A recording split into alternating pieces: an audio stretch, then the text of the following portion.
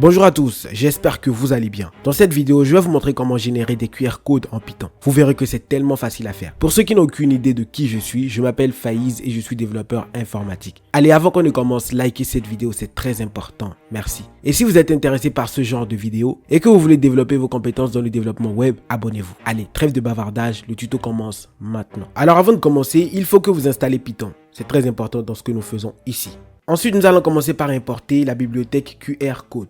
Moi, je l'ai déjà installé. Pour ceux qui ne l'ont pas encore installé, vous faites juste dans la console pip install QR code, tout simplement.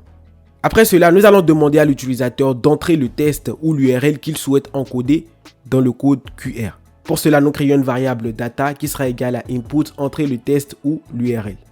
Ensuite, on crée une instance de l'objet QR code en utilisant qrcode.qrcode et cet objet est utilisé pour générer et configurer le QR code. Donc tout d'abord, créer une variable qui va s'appeler QR, qui va contenir qrcode.qrcode et nous allons utiliser la version 1 par défaut. Ensuite, nous allons spécifier le niveau de correction d'erreur à utiliser et ici c'est erreur correcte H qui correspond au niveau de correction d'erreur le plus élevé. Ensuite, box size qui sera égal à 10 et là on spécifie la taille de chaque module carré du code QR en pixels.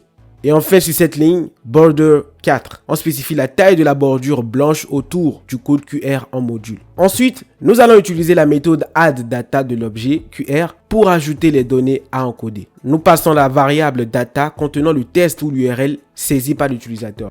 Après avoir ajouté les données, nous utilisons la méthode make de l'objet QR pour générer le code QR. Le paramètre fit égale true permet de redimensionner automatiquement le code QR en fonction de la quantité de données. Alors une fois le code QR généré, nous utilisons la méthode makeImage de l'objet QR pour créer une image du code QR. Et nous spécifions également les couleurs de remplissage fill color et d'arrière-plan back color pour l'image. Alors ici, le code QR aura un fond blanc et les modules seront remplis de noir. Ensuite, nous utilisons la méthode save de l'objet image pour enregistrer l'image du code QR dans un fichier appelé qrcode.png. Vous pouvez changer le nom si vous voulez. Enfin, nous affichons le message QR code généré avec succès pour indiquer à l'utilisateur que le processus est terminé avec succès. Alors, la partie code est terminée. Nous allons passer maintenant à la partie test. J'exécute mon code Python et là, vous voyez, ça me demande d'entrer le test ou l'URL. Et là, je vais entrer l'URL de ma chaîne YouTube, de la page d'accueil de ma chaîne YouTube. Je clique sur Entrée et vous voyez ce que ça me dit, QR code généré avec succès.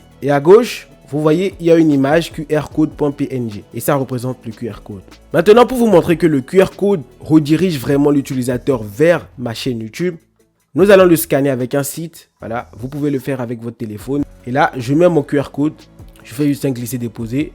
Et vous voyez, ça me met le lien de ma chaîne YouTube. Je clique dessus et je suis redirigé vers ma chaîne YouTube.